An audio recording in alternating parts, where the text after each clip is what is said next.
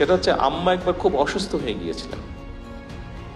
সেই সময় একটি হসপিটালে অ্যাম্বুলেন্স চাওয়া হয়েছিল, তারা অ্যাম্বুলেন্সটি দেয় নাই সেদিন। আজকে এই মুহূর্তে বিএনপি দেশ পরিচালনার দায়িত্বে আছে, I am the prime minister. আমি চাইলে ব্যক্তিগত আক্রোশ থেকে হয়তো আমি প্রতিশোধ নিতে পারি, কিন্তু আমি যদি নেই তাতে বেনিফিটটা কি হবে বলতে পারেন? প্রিয় ভাই বোনেরা, প্রিয় প্রবাসী ভাইয়েরা, দেখুন, আপনারা আমার বিগত এক যুগ সম্পর্কে আমার উপর দিয়ে কি গিয়েছে, আমার পরিবারের সাথে কি হয়েছে, কম বেশি একটা ধারণা আপনাদের আছে। আমি কয়েকদিন আগে বাংলাদেশে বেশ কিছু সাংবাদিক ভাইদের সাথে আমি কথা বলছিলাম। সেখানে আমি একটা কথা বলেছিলাম, সেখানে ওনাদের সকলের সামনে আমি একটি কথা বলেছিলাম। দেখুন, বিশেষ করে 1/11-এর পরে এবং তারপরেও বিভিন্ন সময় কতগুলো ঘটনা ঘটেছিল আমার সাথে, কতগুলো ঘটনা ঘটেছে আমার মায়ের সাথে, কতগুলো ঘটনা ঘটেছে আমার বাবা ভাইয়ের সাথে, বিভিন্ন ঘটনা ঘটেছে। আপনাদের হয়তো ভুলে গেছেন, সেই সময় হয়তো অনেকেই দেখেছেন, বাট এখন ভুলে গেছেন। আম্মা একবার ভুলে গেছেন, যেটা আমি বলবো ভুলে গেছেন, ভুলাটাই স্বাভাবিক। সেটা হচ্ছে আম্মা একবার খুব অসুস্থ হয়ে গিয়েছিলেন।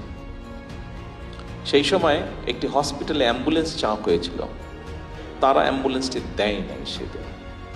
ঠিক আছে, এখন এক মিনিট, আমি যেটা বলতে চাইছি দয়া করে একটু শুনুন। তারা সেটি দেয়নি অ্যাম্বুলেন্সটি। এখন আজকে এই মুহূর্তে বিএনপি দেশ পরিচালনার দায়িত্বে আছে, I am the prime minister.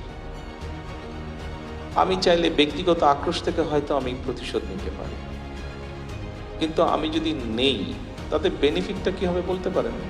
কোনো বেনিফিট হবে কারো? কোনো বেনিফিট হবে না।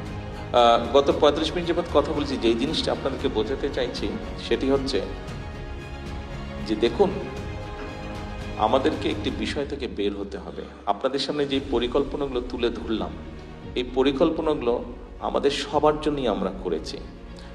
আমরা যদি সকলে মিলে হইচই করি, সকলে মিলে যদি নিজেরটা দাবি করি, তাহলে কোনোটাই হবে না।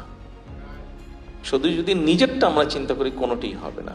দেশ আমাদের সবার, আমাদেরকে সবাইকে ধৈর্য ধারণ করে ধীরে ধীরে এগোতে হবে। সেজন্য আজকে আপনাদেরকে বলবো, আপনি প্রবাসী, আপনি প্রবাসী, আমিও তো দেশি। আপনার যেরকম দেশের উপরে দাবি আছে, আমার উপরে দেশের উপরে দাবি আছে, রাইট? আসেন না কথাটাকে চেঞ্জ করি। আমরা দাবি কথাটা কেন আমরা বারে বারে বলি, কেন আমরা ভিন্নভাবে চিন্তা করি না? আমরা দাবিটাকে ভুলে গিয়ে কেন আমরা বলি না, প্রবাসী হিসেবে আপনার যেরকম দেশের প্রতি কর্তব্য আছে, দেশি হিসেবে আমারও তো দেশের প্রতি কর্তব্য আছে।